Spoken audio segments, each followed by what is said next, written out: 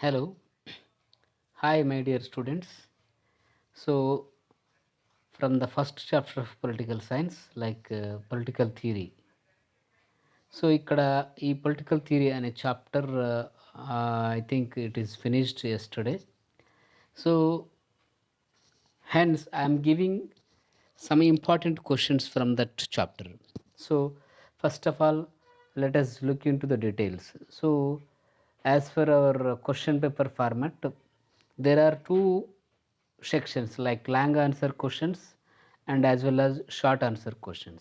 Here, from this chapter, there are approximately 3 to 4 questions are there to ask. There is a possibility to ask long answer questions. Like, for example, if you take the first question, what is political theory and explain its origin and nature? So, if we ask this question as long answer questions, here we have to write introduction. First subheading is introduction.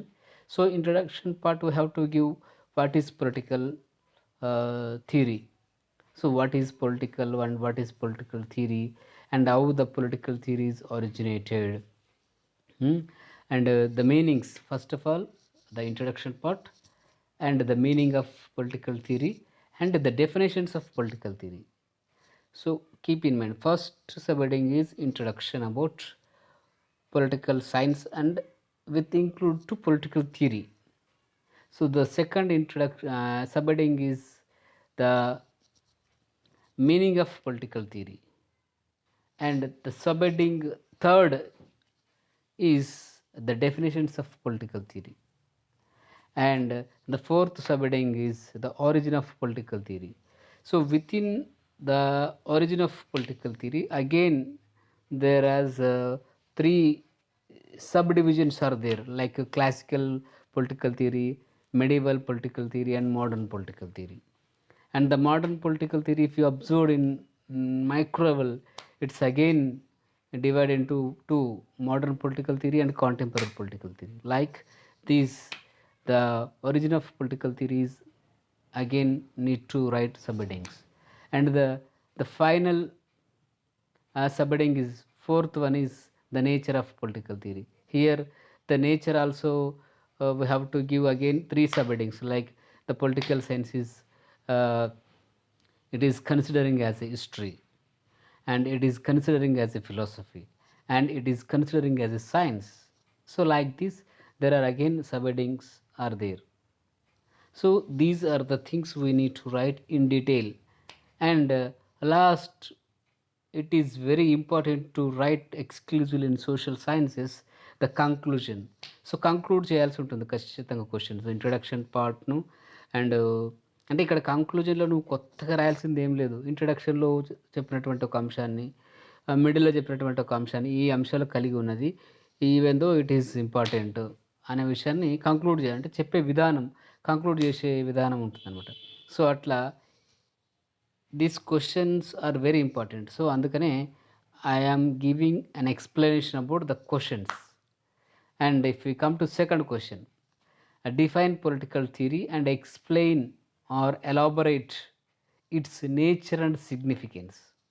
So here also again, if he ask like this, the question if he ask like this, we have to give a strategical answer, like introduction about political theory, definitions about political theory, and nature nature about political theory, and significance. In significance, there are, I have given in fair notes, there are 10 subheadings are there. So the 10 subheadings need to write in detail by subheadings, by putting in a systematic manner. So and need to conclude. So introduction and conclusion must and should to every questions. This system is very important to score good marks, particularly in social sciences, particularly in sociology or political science. And the third question, if they ask like define political science, political theory, and critically explain its debates. So here Again, we need to write about the introductory part, the meaning of political theory, the definitions of political theory, and here instead of అంటే ఇక్కడ స్కోప్కు బదులు నేచర్కి బదులు the debates రాయాల్సి ఉంటుంది. Debates, there are two debates, one is normative debate and another one is empirical debates. So normative debates వచ్చేసి నిన్నటి క్లాసులో చెప్పాను క్లియర్గా. సో నార్మటివ్ డిబేట్ అనేది ఒక క్రమబద్ధంగా ఒక అంశాన్ని చూస్తుంటుంది. సో అదే ఎంపెరికల్ డిబేట్లో ఒక అంశాన్ని వ్యక్తిగతంగా పార్టిసిపేట్ చేస్తూ పరిశీలిస్తూ చదివేది అనమాట. So it is a practical related and the empirical is a practical related and the normative is the theoretical related. So ఇట్లా ఈ విధంగా రాయాల్సి ఉంటుంది. So long answer questions and short answer questions. These are the long answer questions. If we come to short answer questions, so short answer questions, there are approximately 9 questions are there. So first is political theory. What is political theory? So in long answer, if we learn in detail about long answer questions, the short answer questions already covers. అంటే long answer క్వశ్చన్లను కనుక నువ్వు క్రమ పద్ధతిలో నేర్చుకున్నట్లయితే short answer questions దాంట్లోనే cover అవుతాయి. So ఇక్కడ political theory అంటే అడిగాడు. పొలిటికల్ థియరీ అంటే ఇక్కడ మనకు షార్ట్ ఆన్సర్ క్వశ్చన్స్కి మనము హాఫ్ పేజీ రాయాల్సి ఉంటుంది. ఒక పేపర్లో సగం రాస్తే సరిపోతుంది.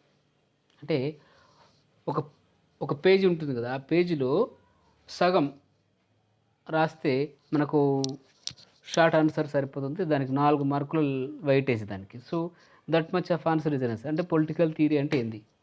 ఇక్కడ పొలిటికల్ థియరీ అంటే ఇంట్రడక్టరీ పార్ట్ రాసుకుంటూ పొలిటికల్ థియరీ అంటే ఏంది మీనింగ్, పొలిటికల్ థియరీ అనేది ఎక్కడి నుంచి ఆవిర్భవించింది, ఏ విధంగా ఆవిర్భావం చెందింది, ఆరిజిన్, అట్లా కొంచెం రిలవెంట్గా టచ్ చేసుకుంటూ రాస్తే సరిపోద్ది. దెన్ సెకండ్ క్వశ్చన్ వచ్చేసి ఎవల్యూషన్ ఆఫ్ పొలిటికల్ థియరీ. ఈ పొలిటికల్ థియరీ అనేది ఏ విధంగా ఎవల్యూషన్ అయింది. సో ఈ విధంగా ఎవల్యూట్ అయ్యి ఈరోజు వరకు కంటిన్యూ అయింది. Like if you take the ancient period. So ఇక్కడ ఎవల్యూషన్లో మనకు ఇందాక చెప్పుకున్నట్టు 3 సబ్హెడింగ్స్ ఉన్నాయి. The classical political theory are Greek political theory or we can say it as ancient political theory. దాన్నే 3 పేర్లుగా చెప్తాం. అండ్ మిడీవల్ పీరియడ్ అంటే 6వ శతాబ్దం నుంచి 1457 వరకు, కాన్స్టాంటినోపుల్ కూల్చివేత వరకు. దెన్ తర్వాత వచ్చేసి మోడర్న్ పీరియడ్ అంటే 1500 నుంచి 20వ శతాబ్దం వరకు మోడర్న్ పీరియడ్. ఒకవేళ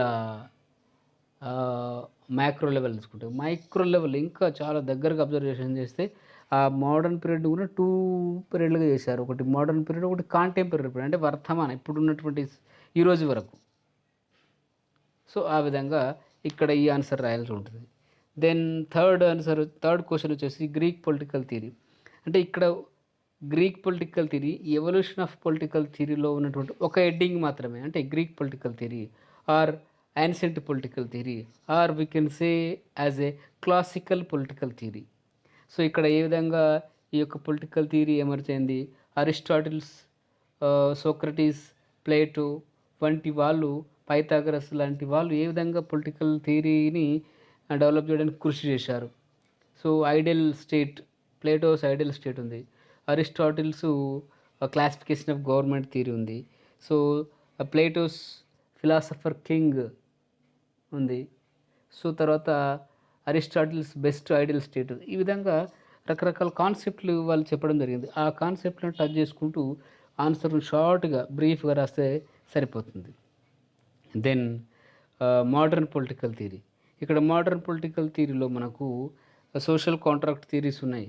లైక్ హబ్స్, లాక్, రూసో వాళ్ళు ఇచ్చినటువంటి సోషల్ కాంట్రాక్ట్ థియరీస్. ఆ విధంగా అవే కాకుండా అనేక రకాలైనటువంటి థియరీస్ ఉన్నాయి. లిబరలిజం, మార్క్సిజం, సోషలిజం లాంటి థియరీలు. సో అట్లా కార్ల్ మార్క్స్ రాసినటువంటి కమ్యూనిజం కానీ, ఇక ఇండియన్ పాయింట్ ఆఫ్ వ్యూలోకి వస్తే డెమోక్రటిక్ సోషలిజం, నెహ్రూ చెప్పినటువంటి డెమోక్రటిక్ సోషలిజం, గాంధీ చెప్పినటువంటి నాన్ వైలెన్స్ థియరీ, అంబేద్కర్ చెప్పినటువంటి అన్టచబిలిటీ థియరీ. సో ఇట్లా రకరకాల థియరీలు ఉన్నాయి మోడర్న్ పీరియడ్లో. వీటన్నిటినీ కంబైన్ చేస్తూ ఆన్సర్ ఒక షార్ట్గా రాయగలిగితే it's better. Then fifth question వచ్చేసి political theory as philosophy. So ఇక్కడ మనకు ఇంతకుముందు ఉన్నటువంటి నేచర్ అనే ఒక లాంగ్ క్వశ్చన్లో నేచర్లో మనకు 3 సబ్ హెడ్డింగ్ ఉంటాయి. Political theory is considering as history, ఎందుకంటే హిస్టారికల్ ఈవెంట్స్ అన్నీ చెప్తుంది కాబట్టి it's considering as history. And political theory is considering as a philosophy, తత్వం గురించి చెప్తుంది కాబట్టి అంటే బేసిక్స్ ఫండమెంటల్ ఇష్యూస్ చెప్తుంది. రాజనీతికి సంబంధించినటువంటి అనేక రకాలైనటువంటి అంశాలు ఉన్నాయి. ఆ అనేక రకాల అంశాల గురించి ద ఫండమెంటల్ ఇష్యూస్ మొత్తం చాలా క్లియర్గా ఎక్స్ప్లెయిన్ చేస్తుంది కాబట్టి ఇది ఒక తత్వం అని చెప్పేసి ఈ విధంగా philosophy political theory is a philosophy అని ఇక్కడ రాయొచ్చు. Then political theory as a science. So ఇక్కడ మళ్ళీ అదే నేచర్లోనే ఒకటి ఏమో హిస్టరీ, ఒకటి ఫిలాసఫీ, ఒకటి science. So political theory is a science because political theory is considering as science because it has its own experimentation. So దానికి ఒక ఎక్స్పెరిమెంట్ చేస్తూ స్టడీ చేయడం జరుగుతుంది కాబట్టి it is considering as science. So దీనికి ఇక్కడ we will predict as well as the predictions are test are checked by the some tools in a social science tools like SPSS, statistical package of social science అని మనకు ఒక app ఉంటుంది, అంటే software ఉంటుంది. ఆ సాఫ్ట్వేర్లో మనం డేటాను అంతా ఎంటర్ చేయగలిగితే మనకు ఒక సిస్టమేటిక్ అనాలిసిస్ చేసుకోవడానికి ఒక ట్యాబులేషన్ వస్తుంది. ఆ టేబుల్ని బేస్ చేసుకొని మనము అనాలిసిస్ చేయొచ్చు. So it is like A scientific analysis. So that is why it is called as a science. Then ఇక్కడ డిబేట్లకు వచ్చేసినట్లయితే డిబేట్లో మనం చూసుకున్నాం normative debate and empirical debates. So మళ్ళీ ఒక్కొక్క దాని గురించి సింగిల్గా అడగవచ్చు. ఆ సింగిల్గా అడిగితే అది షార్ట్ క్వశ్చన్గా ఇక్కడ నార్మేటివ్ పొలిటికల్ థియరీ అని అడిగాడు. సో తర్వాత ఎంపెరికల్ పొలిటికల్ థియరీ అన్నాడు. Then features of political theory, అంటే పొలిటికల్ థియరీకి ఉన్నటువంటి లక్షణాలు ఏంటివి అనేసి మనకు ఒక షార్ట్ క్వశ్చన్ ఉంది. సో ఈ విధంగా ఇక్కడ పొలిటికల్ థియరీకి ఉన్నటువంటి షార్ట్ లక్షణాల్లో మనకు 4 సబ్ హెడ్డింగ్స్ ఉన్నాయి. సో ఆ 4 సబ్ హెడ్డింగ్స్ కనుక రాసినట్లయితే the answer is very relevant. So అందుకని ఈ విధంగా ఆన్సర్ ఏ విధంగా అయితే వాళ్ళు అడుగుతున్నారో దాన్ని బేస్ చూసుకొని ఆన్సర్ ఇవ్వగలగాలి, అప్పుడే కరెక్ట్ మార్కులు పడతాయి. మనకు ఇంటర్మీడియట్ లాగా అదే క్వశ్చన్ బుక్లో ఏదైతే క్వశ్చన్ ఉందో అట్లాంటి క్వశ్చనే అడుగుతాడని లేదు. ఇక్కడ మనకు conceptual clarity is more important, అంటే ఒక అంశం మనకి ఎంతవరకు అర్థమైంది అనేది చూస్తారు తప్పితే ఆ అంశం అర్థమైన అంశాన్ని నువ్వు ఏ విధంగా అనలైజ్ చేయగలుగుతావు అనేది డిగ్రీలో ఉన్నటువంటి strategy. But very as in ఇంటర్మీడియట్లో as it is the question should be as it is and the answer should be as it is from the book. But డిగ్రీలో మనకు అలాంటి లేదు, ఫ్లెక్సిబిలిటీ ఉంటుంది. ఆన్సర్ వాడు ఏ విధంగా అయినా అడగవచ్చు, మనం ఆన్సర్ ఏ విధంగా ఇవ్వచ్చు.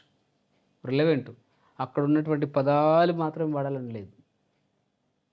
ఓకే, సో అందరూ all the students I'm personally requesting you all the students should write the fair notes. So page number 1, 2, 3, 4 నేను పేజ్ నెంబర్తో సహా ఇచ్చి చాలా సిస్టమేటిక్గా నోట్స్ ప్రిపేర్ చేసి పెట్టాను for the sake of your convenience. So అందరూ రాసుకొని ఎవరెవరు ఫేర్ నోట్స్ రాశారో వీలైతే నాకు ఇంటిమేషన్ ఇవ్వండి, అవసరమైతే ఫోటోలు పెట్టండి. Then we will move to second unit. So ఇక్కడ సెకండ్ యూనిట్లో వాట్ ఈజ్ పొలిటికల్. సో అక్కడ ఆరిజిన్ ఆఫ్ స్టేట్స్ ఉంటాయి. మళ్ళీ ఆరిజిన్ ఆఫ్ స్టేట్ అంటే ఇందాక మనం చెప్పుకున్నట్టు సోషల్ కాంట్రాక్ట్ థియరీస్ వస్తాయి.